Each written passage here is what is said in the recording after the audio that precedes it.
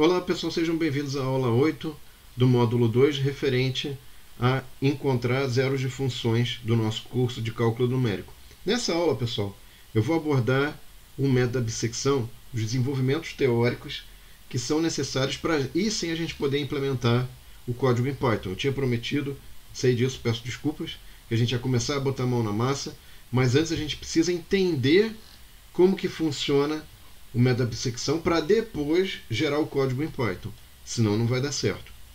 Então, o que é o método da bissecção, pessoal? O método da bissecção, ele usa basicamente o teorema que a gente viu lá atrás, que diz o seguinte: se eu tenho uma função contínua, tá? Ou seja, que se você tem uma caneta que está desenhando no papel, a caneta não pode pular do papel, né? E nesse intervalo AB, eu tenho essa condição aqui, ó, f de A vezes f de B menor que zero. Tá? Ou seja, com isso eu garanto que existe um valor xi, tal que f de xi é igual a zero, ou seja, a raiz da função. Tá? E aí o que acontece? O método da bissecção, pessoal, ele tem duas características importantes. Primeiro, ele vai fazer a verificação se é atendido o critério de que b menos a é menor que um epsilon. E segundo, ele vai calcular sucessivas aproximações x de k usando os limites inferior e superior do intervalo bk mais a de k sobre 2. Com isso eu gero um ponto médio para cada iteração. Então, se eu tenho os limites b de k e a de k, eu consigo calcular o ponto médio por essa fórmula. E ao obter esse ponto médio, eu vou conseguir chegar num novo intervalo. Vou mostrar esse processo para vocês, tá? Vamos lá, ó. Então, suponha, pessoal, que eu te dei um a de k, um a0, né? Te dei um a que é o a0. E para esse a, o valor do f é menor que zero. Agora, para o b, pessoal, eu tenho um valor b aqui, que é o nosso b0, e o f de b0 é maior que zero. Tá? Se eu multiplicar f de b0 por f de a0, eu tenho que positivo com negativo, o sinal vai dar negativo. Ou seja, eu tenho uma raiz nesse intervalo. O que eu posso fazer agora? Eu posso calcular o ponto médio desse intervalo por essa fórmula, que é o x0, usando os extremos do intervalo b0 mais a0 dividido por 2. Tá? Obtive aqui um ponto médio desse intervalo. E aí o que vai acontecer agora? Eu posso ter um outro intervalo a partir do x0, que é x0 até b0, tá? Ou o outro intervalo aqui, que é o a0 até o x0. Tá? A raiz está em um desses dois intervalos, pessoal. Né? Então, veja, com isso eu já consigo dividir pela metade o meu intervalo anterior. O que é o problema? Eu preciso saber qual é o novo intervalo que eu vou pegar. Então, para fazer isso, pessoal, o que eu vou fazer? Ó, eu vou pegar o f de x0. Então, a partir do x0, eu aplico ele na minha função e obtenho f de x0. Se eu multiplicar esse cara pelo b de 0, pessoal, o sinal resultante vai ser positivo. E o teorema fala que isso tem que ser menor que zero para ter uma raiz. Então aqui eu já posso jogar fora esse pedaço, esse intervalo, porque eu sei que a raiz não está aqui. Ó.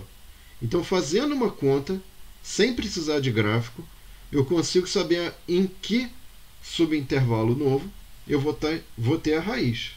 Tá? Esse é o nosso truque. A gente vai ficar reaplicando aquele teorema que garantia de que f de A vezes f de B é menor que zero, me garante que eu tenho a raiz naquele intervalo ou subintervalo.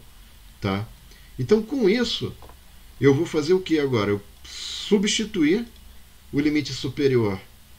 Né? O meu B1 agora é o x0. Tá? E o meu A1 é o meu antigo A0, que é o meu A original lá. Não mudou. E o que vai acontecer? Bom, se eu tenho o B1 e se eu tenho um A1, eu posso calcular um novo ponto médio x1. Fazendo o quê? B1 mais A1 dividido por 2. Com isso eu obtenho um novo x1, que é o nosso ponto médio novo aqui. De novo, eu vou ter a seguinte situação. Olha, eu tenho x1, B1, eu tenho esse subintervalo novo, ou eu tenho A1 x1. A raiz está em algum desses dois, não pode estar nos dois ao mesmo tempo.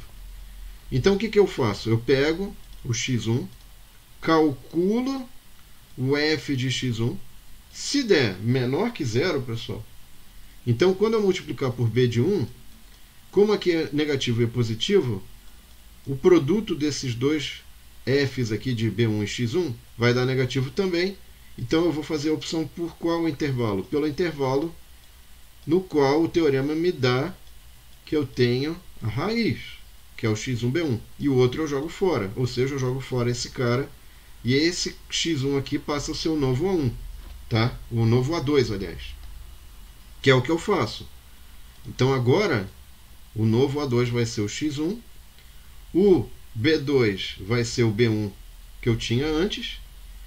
A partir do valor de B2 e A2 dividido por 2, né, faz a soma deles e divide por 2, eu obtenho o x2, que é o novo ponto médio.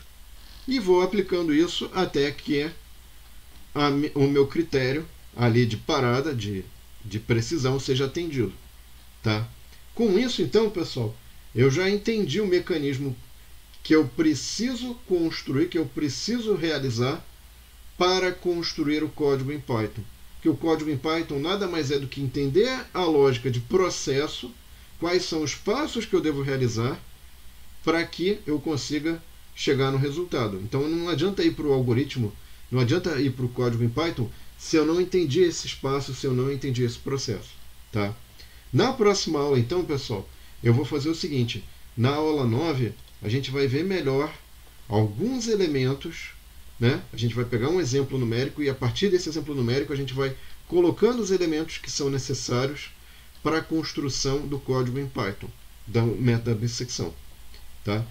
Não esqueça de curtir, não esqueça de compartilhar esse vídeo, pessoal, para que mais pessoas tenham acesso a esse material. Muito obrigado pela sua atenção e espero vocês na aula 9, hein, pessoal? Tchau!